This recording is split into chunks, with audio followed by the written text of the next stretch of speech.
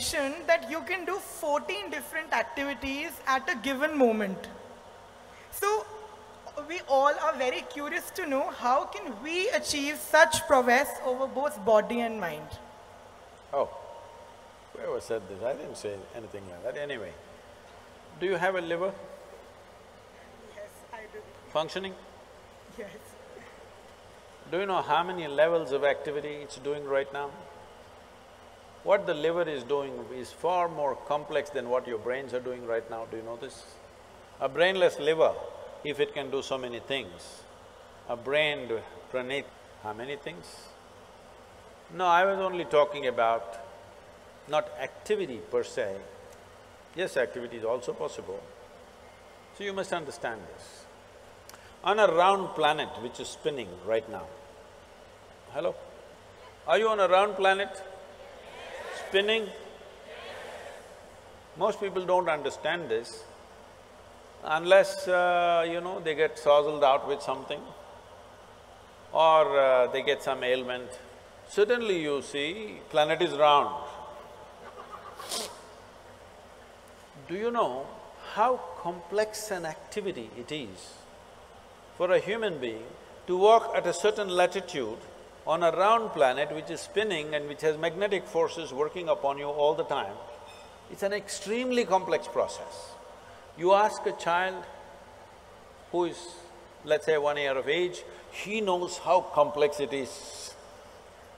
Have you seen?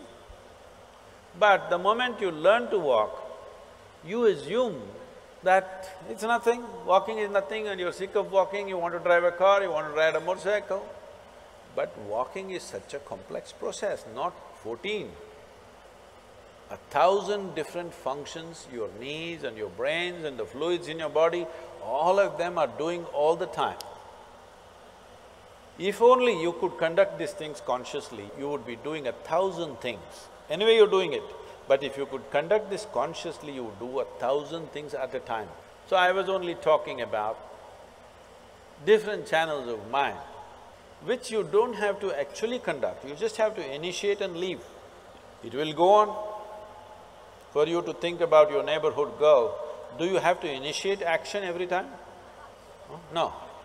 Once you look at her, it just goes on by itself. Why? Because you're drawn to it. If you're drawn to 10 different things at the same time, mind is capable of creating 10 different channels and keep it running. A complex mathematical problem, a sensation, a music, some raga, this, that, 100 things at the same time, because that is how complex human mind is. This complexity you can use either to drive yourself crazy with unbridled thought and emotion, or if you harness it, it can do things that nobody has imagined possible. It can do things in a miraculous way. You can manifest things in a phenomenal way if the necessary training goes. If somebody is walking there, if you just look at them, how they're walking, you can make out whether they're physically fit or not. Yes or no? Body has been worked upon, you can see it or no, just by the walk.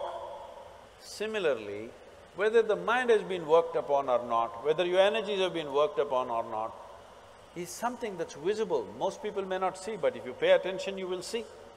Right now, most human beings, the problem is we gave you a super computer. The most sophisticated machine on this planet is this human mechanism. I am asking you, have you read the user's manual? Hello? No. When you're going to read it? On the last day? When I see this ridiculous stuff, people reading Gita when people are dying, I say, you're reading the user's manual on the last day, what's the point? If you buy a phone, should you read the user's manual in the first 3 days or after 3 years when you want to get rid of the phone? Huh? You must read it in the first 3 days. So I'm not asking you to read a scripture. Well, this is a living scripture. Should you not become competent to read this scripture, understand what is the nature of this, what is the full potential of it and explore this? Because this life is not about this or that. This life is about this. There is no choice about this. It is just that you can enslave this life to something else and think it's about that. But actually it's about this. Are you okay with this? You think right now your life is about education. No, your life is about this. You want this one educated, you want this one to do well, you want this one to experience love, you want this one to experience pleasure, you want this one to do all this. All the other things are only attendant things. This is the real thing, isn't it? So if this is the real thing, does this deserve some amount of attention? Some amount of attention means not standing in front of the mirror and attending to your skin endlessly.